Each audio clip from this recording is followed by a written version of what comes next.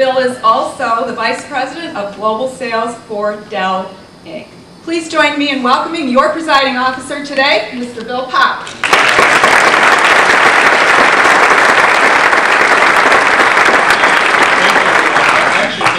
This is the first time in our 75-year history we are in Antarctica. I could be wrong, but I think pretty much we are. And I know it's the first time ever we've been in the Big House, so this is a really, really good.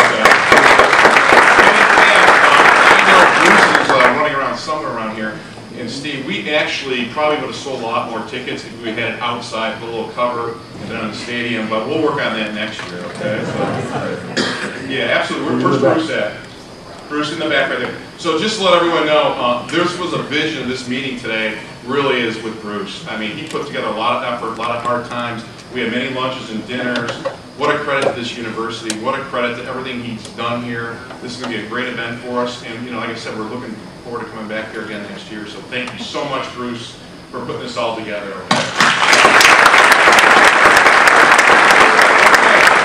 Get started. I have the honor of introducing our moderator and keynote presenter for today's meeting. Our moderator was actually born and raised in East Lansing, Michigan, but he went to school in Ann Arbor. Okay, he played offensive tackle from 1969 to 1971, and he helped his team to 2 Big Ten titles and 2 trips to the Rose Bowl.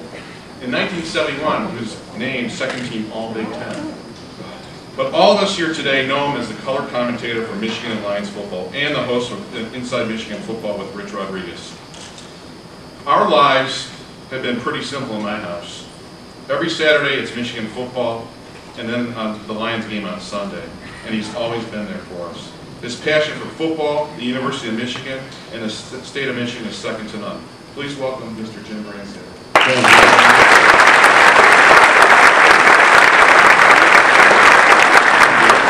Our keynote speaker today is well known in the global business community. He served as chairman and CEO of Domino's for the last 11 years. He also served as CEO of Molasses and held numerous sales and leadership roles at Procter & Gamble. With all this experience, it's led to numerous board appointments in the private and public sector. He currently serves as Domino's non-executive chairman, sits on the board of Burger King, TJX, DTE Energy, and Cadence Corporation. He is also an active member of the community, serving many civic and charitable organizations, including this very own Detroit Economic Club. Early this year, President Mary Sue Coleman announced that effective March 8th, David Brandon would be assuming the role as Michigan's athletic director. David is the 11th athletic director and now will put his leadership mark on this storied 130-year-old athletic program. Please welcome Mr. David Brandon.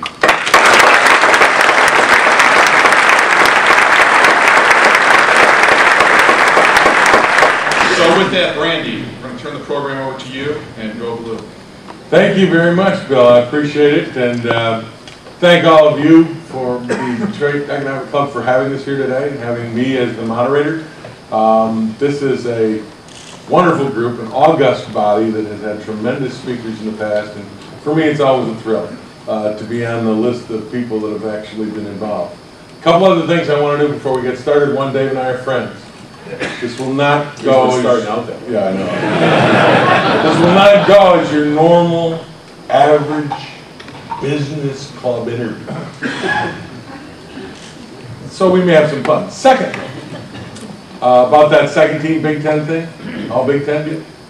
If you are upright and breathing, you can make second team all Big Ten. And the last thing I have a problem because I didn't make second team. It shows you how well Dave played football because he wasn't upright very much. The other thing I want to do, if he doesn't do it, I'm going to do it anyway because I know if I do this, I will be invited back to Dave's house for dinner. Please give a warm welcome to Dave's beautiful and lovely wife, Jan Brandon. Jan, stand up.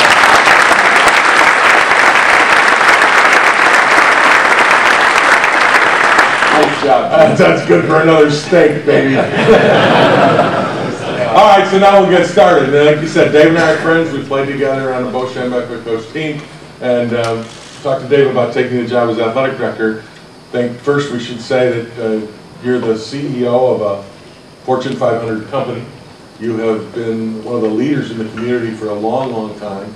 You're making gazillions of dollars So they come to you and say, how about you take about 100 to 200% pay cut, walk into an athletic department that is being investigated by the governing body of collegiate football. What the hell were you thinking? The taxes were killing me.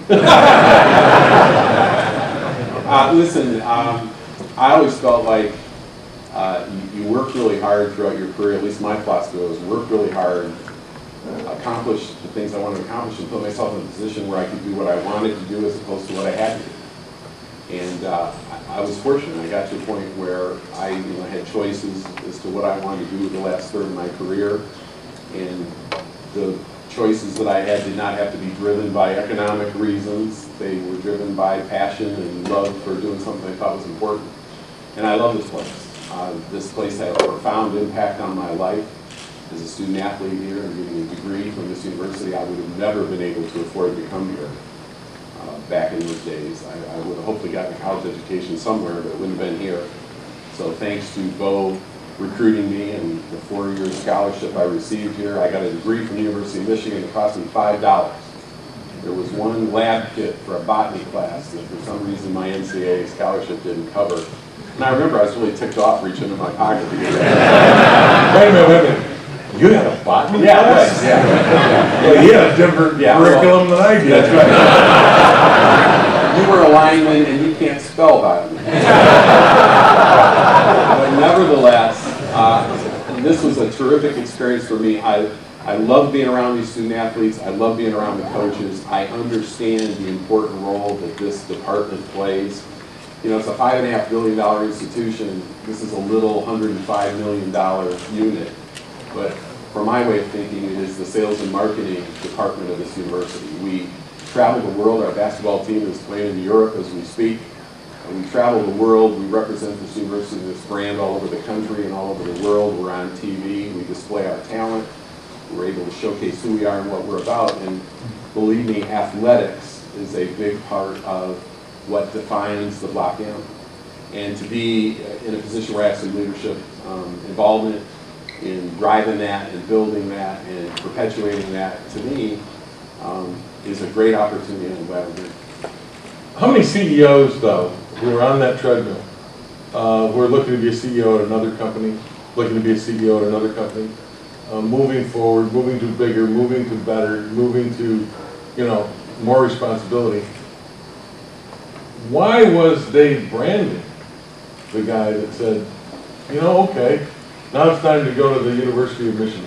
I mean, you had to run in those circles. Those guys didn't talk about becoming an athletic director at Wittenberg or Ohio State or Michigan State or wherever. Well, why you? That's because those jobs aren't as good.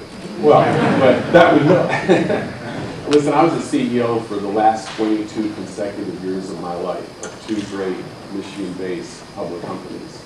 And it's important to say Michigan-based because unlike a lot of CEOs who go from port to port and move around and they chase the next deal and they negotiate the next contract, this has been home for me for all but 2 years of my life. P&G relocated me out of Michigan for a 2-year period. Other than that, this is home. This is what I'm about. I've been to all those football games. I've been connected to this community. I've lived in Ann Arbor.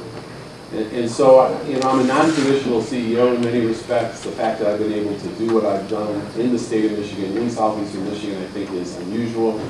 And it just created a stronger connection and passion for me with this community and this place that I went to school. So I don't think there's a lot of people that would transition from a $6 billion company to being the director of athletics at a university, but that doesn't mean it wasn't right for me. CEOs of companies handle a lot of different things.